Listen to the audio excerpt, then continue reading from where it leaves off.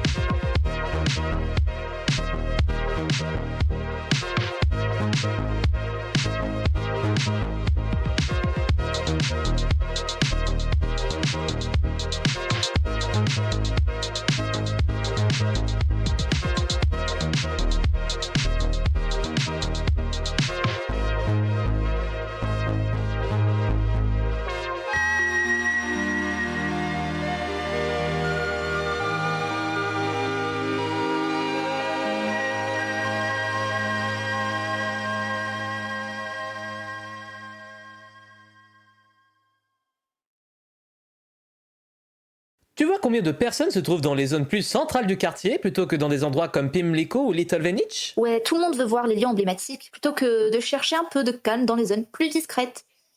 En parlant de lieux emblématiques...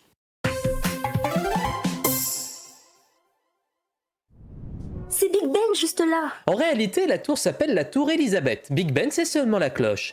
Tout cet ensemble est le palais de Westminster, aussi connu sous le nom de Chambre du Parlement. C'est ici que le gouvernement britannique rédige toutes les lois auxquelles les Britanniques doivent se conformer. Et si jamais je brisais une loi? Évitons de vérifier ça, d'accord? Il y a tellement de monde ici. Oh, je suppose que beaucoup de gens sont impatients de voir une horloge aussi grande, non? En vrai, c'est l'un des principaux monuments de Londres. C'est vrai, Big Ben ne faisait plus ding dong pendant un moment parce que la tour était en rénovation. Et maintenant que tout est terminé, Big Ben sonne à nouveau pour tout le centre de Londres. Voilà l'abbaye de Westminster. Ouais, 40 couronnements ont lieu ici pour les monarques britanniques qui se sont succédés. Elle a été fondée il y a plus de 1000 ans. Wow, c'est si vieux. Ouais, tu serais surprise de toute l'histoire que cette ville porte, mais on s'avance trop, hein, c'est Westminster qu'on couvre aujourd'hui. Et attends, il n'y a pas de mort ici. Aussi, un peu d'histoire sombre. Cet endroit est le lieu de repos de tous les monarques qui ont régné sur le Royaume-Uni, ainsi que de certaines personnalités connues, comme Charles Darwin lui-même. Assez morbide, franchement. Et voici Piccadilly Circus, l'un des carrefours routiers les plus fréquentés de Londres. Cet écran est gigantesque. Ah oui, ça là-bas, c'est ce qu'on appelle les Piccadilly Lights, un mur vieux de 110 ans qui diffuse une tonne de publicité. 110 ans? Ouais, même si ça n'a toujours pas été un écran, dans les années 1900, c'était uniquement des panneaux électroniques. Ce n'est devenu un écran qu'en 1998, quand ils sont passés au projecteur, puis en 2011, ils ont commencé à utiliser des lumières LED, qui sont ce qu'on voit aujourd'hui. Regarde toutes ces pubs. Oh, elles me donnent envie d'acheter. Vinby, focus. Désolé. Mais c'est très pertinent parce que notre prochaine destination est l'une des zones commerciales les plus fréquentées du centre de Londres. Oui, juste au bout de la rue, il y a Oxford Street. Il y a plein de magasins de vêtements ici. Wow, imagine les prix de tout ce qu'il y a dans ces boutiques. Ils ont quoi comme magasin? L'un des magasins les plus remarquables ici est Selfridges, qui a été élu meilleur grand magasin du monde en 2010 et en 2012. Il y a aussi Hamleys, le plus grand magasin de jouets du monde. Oh, voilà Buckingham Palace, le roi vit, c'est pas vrai? Bonne réponse. Cet endroit est le siège de la famille royale.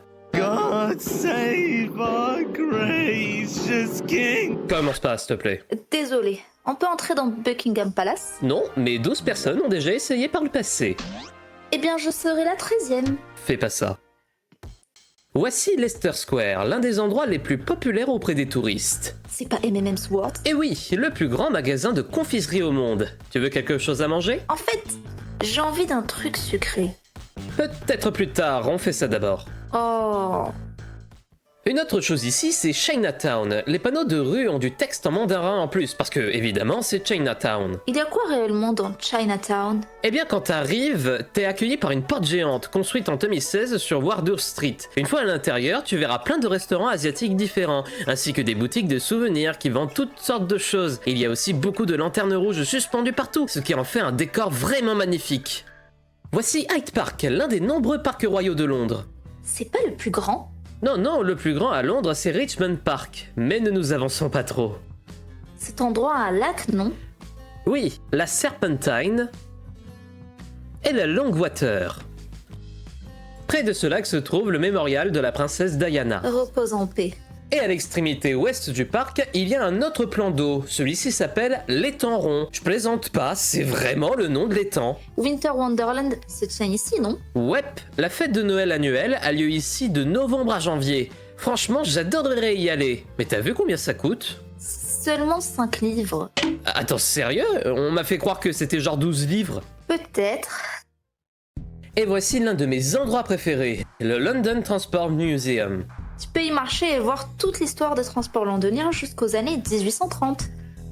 J'adore tellement cet endroit. Le musée se trouve à Covent Garden, à environ 3 minutes de marche de la station de métro. La boutique est tellement colorée, Je pourrais rester ici pendant des heures. jusqu'à ce que la boutique doive fermer. Peu importe, je suis un petit insecte. Ils me remarqueront jamais. Pour être clair, on n'encourage pas le fait de rester dans des boutiques après la fermeture. T'as vu combien de gens il y avait à ces monuments? Je sais pas comment tu peux bouger au milieu de tout ce monde. Des gens du monde entier trouvent les lieux à voir à Westminster tellement intéressants. Est-ce que, et qu'est-ce qui est aussi une partie intéressante de Westminster? Oh, je vois où tu veux en venir. Les transports.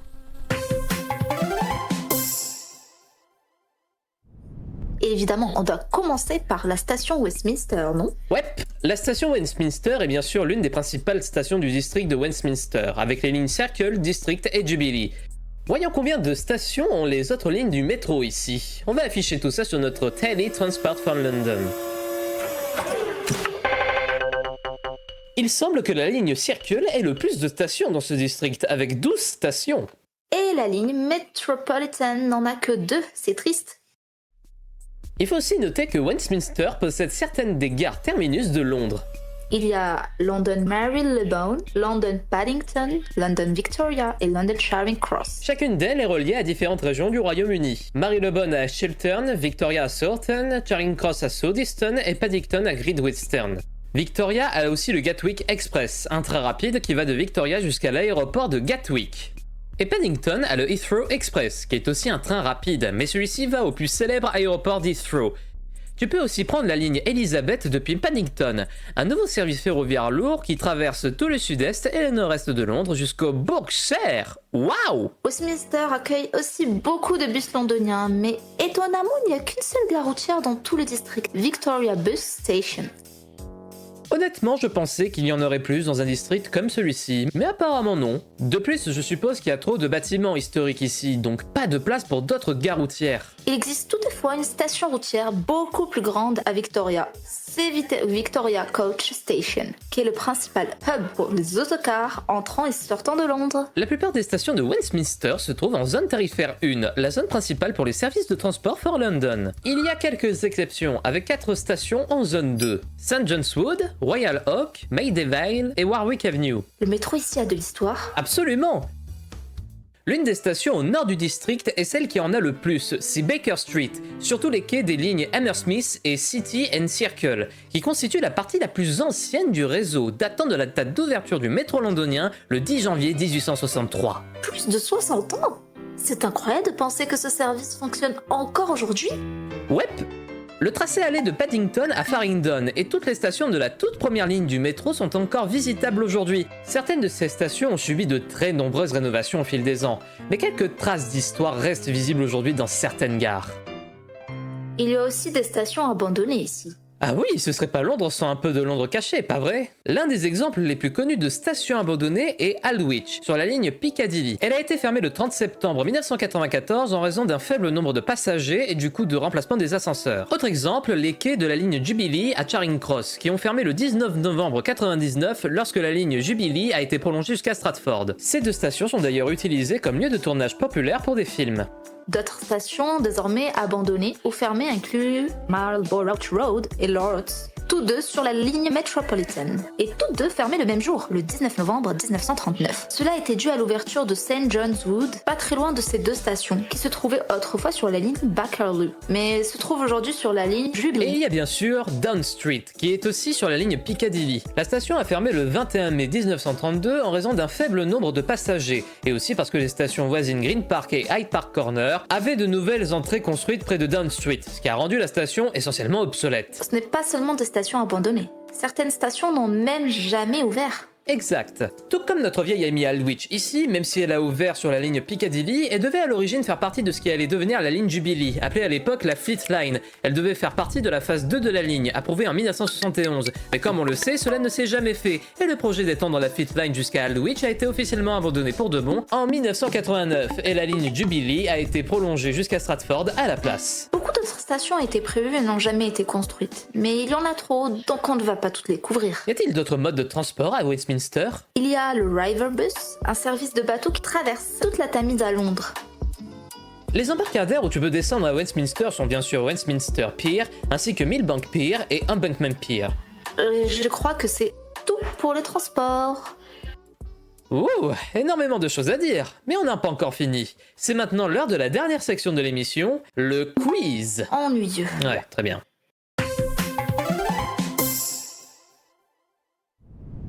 Le Westminster que tu connais aujourd'hui était à l'origine composé de 3 anciens districts métropolitains, Westminster, Paddington et St. Marylebone. L'ancien Westminster a obtenu le statut de ville le 29 octobre 1900, appelant officiellement l'ancien district métropolitain la City of Westminster. Westminster ne devint pas une partie du Greater London que nous connaissons et aimons aujourd'hui qu'en 1965, lorsque le London Government Act de 1963 est entré en vigueur et que les anciens districts métropolitains ont fusionné, créant un nouveau Westminster, et son statut de ville a été transféré au nouveau district. Un an plus tard, en 1966, Westminster obtint son propre Lord Mayor, Sir Charles Norton.